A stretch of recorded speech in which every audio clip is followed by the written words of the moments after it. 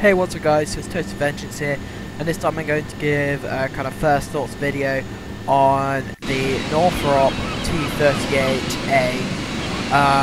It is a two-seat military jet trainer, supersonic military jet trainer that is used by the Luftwaffe, the Turkish, I think the Greeks, I'm not sure, and the US Air Force.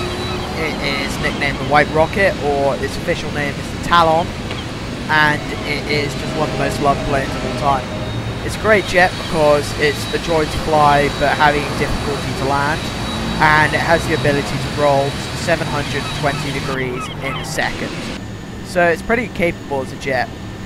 The great thing about this aircraft, well, it's developed by Milviz. It's got pretty good FPS because it's a pretty simple aircraft.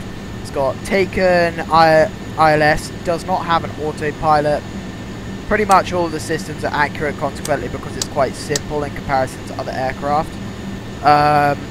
It's got all the special things about the T-38. It's not generic and it's good to control.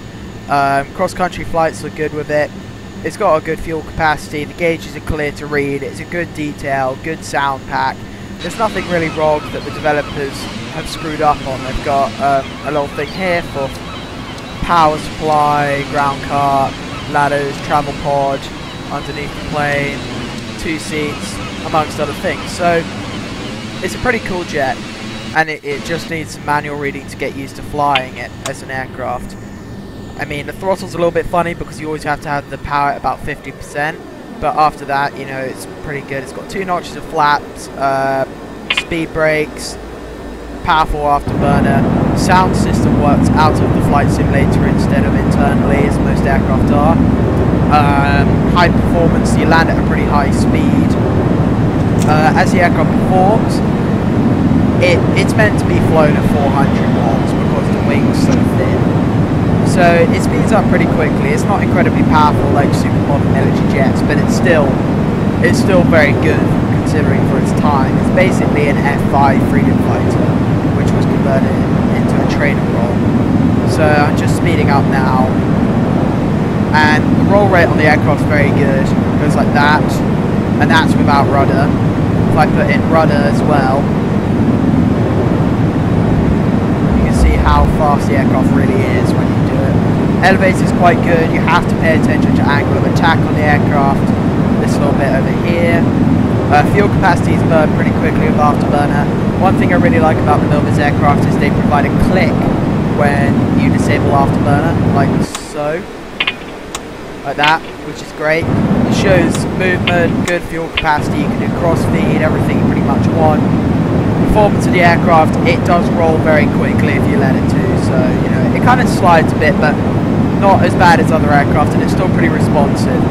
And, you know, it rolls pretty quickly, as expected, as it gradually gets lighter. It's got a max G limit of 7, which is pretty high. And yeah, it's just a really nice plane to fly. So yeah, there's kind of first thoughts video.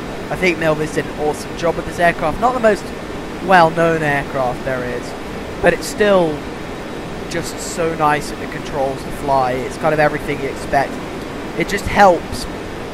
It just helps your kind of instinct to fly because it doesn't have a heads-up display or anything fancy like that. You just have to use some of the gauges like the angle of attack, and you know, it kind of has its own mode, so you just have to use your own level of trust really with this aircraft to kind of fly it, which is the awesome thing about it, and I really love flying this aircraft. So yeah, basically that's pretty much it. There's nothing more to it with this aircraft, it's just a lot to get used to really. Pretty much, you just kind of go down. I mean, I'm going to land this incredibly fast because, well, I'm going at 200 knots. And yeah, it's worth reading the manual on this aircraft as is every other aircraft because they're more complicated than you think, and you should pay attention to them, being that they're actually quite complicated if you want them to be. Well, it should be. And yeah, this plane's a little bit on the difficult side to land, but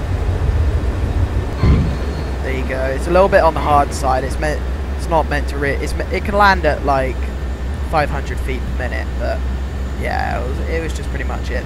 Anyway, hope you enjoyed, and thanks, bye.